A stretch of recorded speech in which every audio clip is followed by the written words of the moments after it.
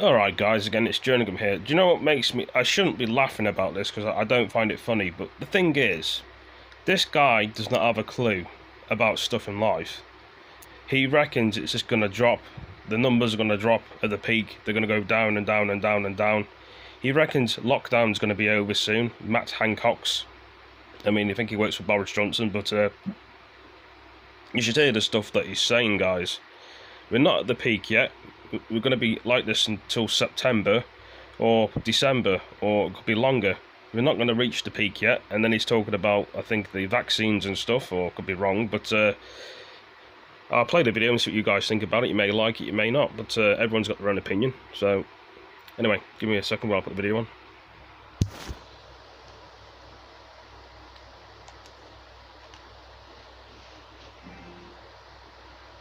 Mr. Speaker, coronavirus continues to spread throughout the world. The latest figures show that 17,337 people have sadly died here. Our hearts and the hearts of the whole House go out to their loved ones. I know that across the House, we are united in our determination to fight this virus with everything we've got. And today, Mr. Speaker, I wanted to update the House on each part of our battle plan. First, the resilience of the NHS. I can tell the House that for the first time, we now have over 3,000 spare critical care beds in the NHS.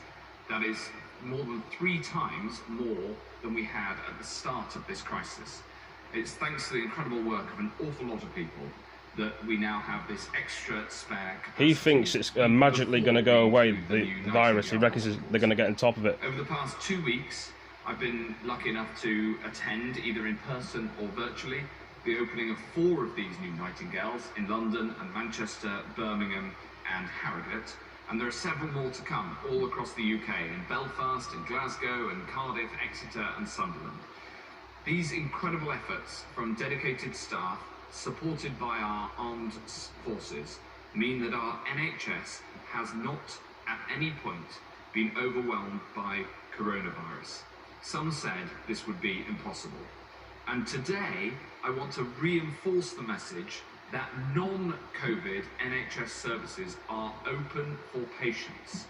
The NHS is there for you if you need advice and treatment.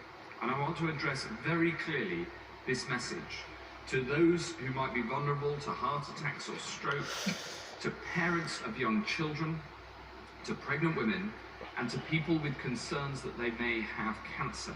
I want to emphasize that people with non-coronavirus symptoms must still contact their GP. If you think you need medical help, please contact your GP either online or by phone to be assessed. If you need urgent medical advice, use NHS 111 online, or if you can't get online, call 111. And of course, if it's serious or life-threatening, call 999. If you are told to go to hospital, the place you need to be is in hospital. The NHS is there for you and can provide the very best care if you need it. The second point of our battle plan is on supply and working to boost supplies of core equipment. Now, the full weight of the government is behind this effort, and again, we've brought in the armed forces to help us meet this demand. This includes ventilators, both purchasing extra stock and increasing the production of new ones. We now have record numbers of ventilators with 10,700 available for use for patients. It includes medicines, so we can make sure they keep saying things to they've got things to the people. They're good at the talking, but they're not good at doing the actions, in my opinion. In normal times, the NHS PPE supply chain supplies 233 hospital trusts. Currently, 58,000 separate health and social care settings are being supplied with PPE. So we're creating that whole new logistics network from scratch. And we have some of the best minds in the country working on this. I'm grateful to colleagues from the NHS, Public Health England, the Crown Commercial Service, Cabinet Office, Communities Department, MOD, the Armed Forces again, devolved administrations, territorial offices, the Business Department, the Treasury, the Foreign Office, and the Department for International Trade, because they are all playing their part. And last week, I appointed Lord Dayton, who delivered the Olympics, to a new role in driving forward PPE manufacturing here. Since the start of this crisis, we have delivered over 1 billion items of PPE, and we're constantly working to improve the delivery system. More broken promises, in my opinion. From around the world. We're also working to make more at home, and I'd like to thank the UK businesses who generously come forward with offers to turn their production lines to part of this national effort. And I'd also like to thank members from across the House who put us in contact with businesses in their constituencies. We're actively engaged with over 1,000 companies who buy from abroad and working with 159 potential UK manufacturers. We have a rigorous system of verifying the offers that we receive because not all offers have been credible, and it's important to focus on the biggest, most credible offers first. This work is crucial so we can get our NHS and care staff the kit they need so they can do their jobs safely and with confidence. The third part, Mr. Speaker, is to scale up testing. I've set the goal of 100,000 tests a day by the end of this month, and I'm delighted to say that the expansion of capacity is ahead of plans, even though demand has thus far been lower than expected. We are therefore ramping up the availability of this testing and expanding who is eligible for testing to make it easier to access the tests. The tests are conducted in NHS hospitals, through our drive-through centres, mobile units and home deliveries. These tests are then sent to laboratories. We've completed the construction of 3 lighthouse labs in Milton Keynes, Glasgow and Cheshire. Each site took just 3 weeks to complete and begin testing. And as we have reached the peak, and as we bring the number of new cases down, you're not reached the peak yet, stupid. Tracing at large scale. The introduction of the Keep saying that they've reached the peak. Oh, they're going down. The numbers is still going to rise and rise and rise. We're working closely. Get my nerves. These kind of people do. Digital and technological brains, renowned experts in clinical safety and digital ethics, so we can get all of this right. The more people who sign up for this new app when it goes live, the better informed our response will be, and the better we can therefore protect the NHS. Fourth, Mr. Speaker, we need to make sure we make the best possible use of science and research to pursue the vaccines and the treatments that are essential to defeat. So they're still talking about a vaccine. The vaccine's probably not going to even bloody work. Of the global effort, we've put more money into the global efforts to search for a vaccine than any other country. And yesterday I announced over £40 million of funding for the 2 most promising UK projects at Imperial and Oxford.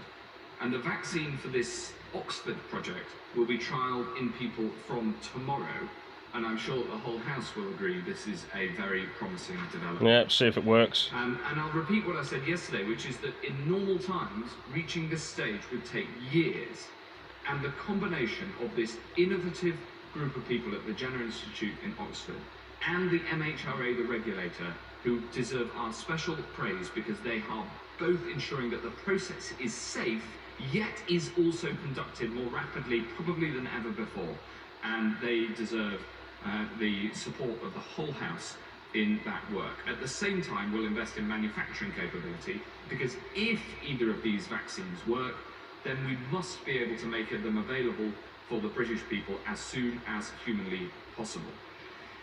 The fifth measure I will talk about, Mr. Speaker, in the time available, is the one where everyone can play their part: social distancing. And I just want to thank everyone from across the country for their steadfast commitment in following the rules, including in this House. It is making a difference. We are at the peak. But before we relax any social distancing rules or make changes to them, we have set out the 5 tests that have to be met. First, that the NHS can continue to cope. Second, that the operational challenges have been met. Third, that the daily death rate falls sustainably and consistently. Fourth, that the rate of infection is decreasing. And most importantly, fifth, that there is no risk of a second peak. Finally, Mr. Speaker, we're working to protect the most vulnerable through shielding.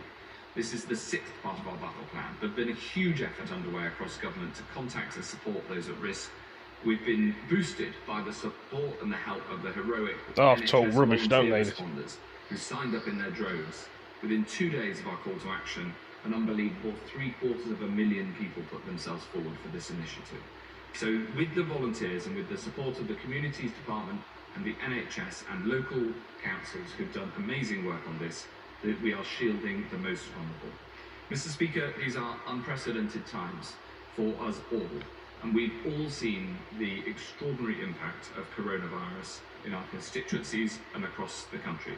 And even though today we are physically separated, this House is at its best when we are united in our purpose and our resolve.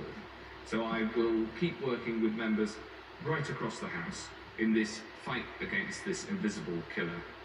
Because this may be akin to a war, Mr. Speaker, but it's one where the whole of humanity is on the same side, and I commend this statement to the House.